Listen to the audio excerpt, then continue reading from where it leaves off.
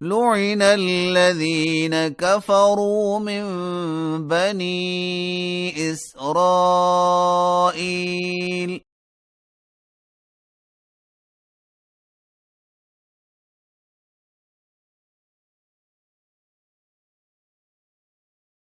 على لسان داود وعيسى بن مريم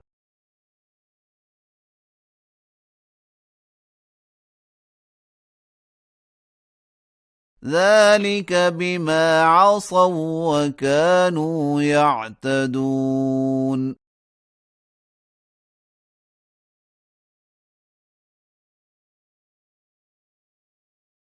كانوا لا يتناهون عن منكر فعلوه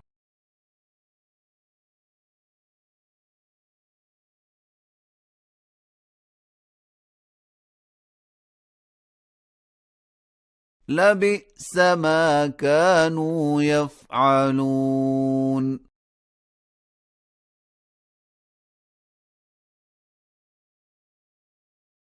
ترى كثيرا منهم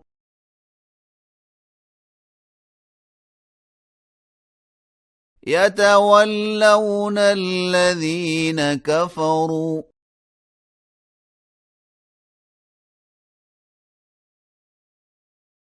لبئس ما قدمت لهم أنفسهم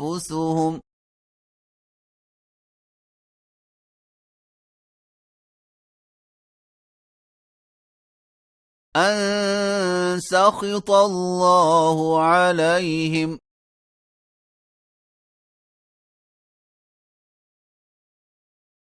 وفي العذاب هم خالدون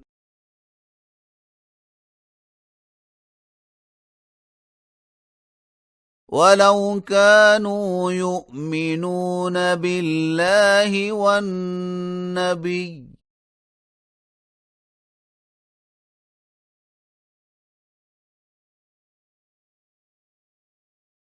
وما أنزل إليه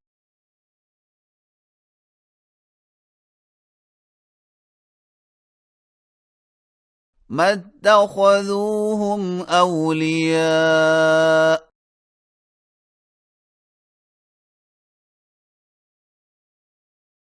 ولكن كثيرا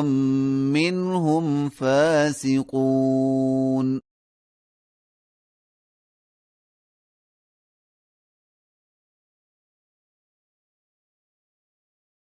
لتجدن أشد الناس عداوة للذين آمنوا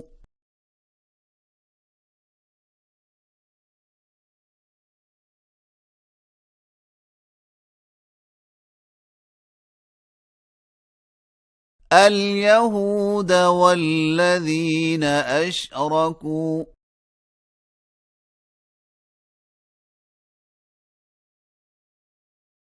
ولتجدن أقربهم مودة للذين آمنوا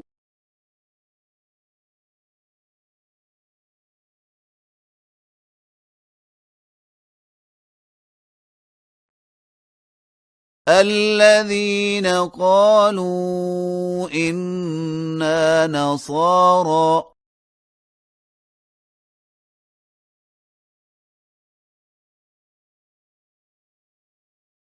ذلك بأن منهم قسيسين ورهبانا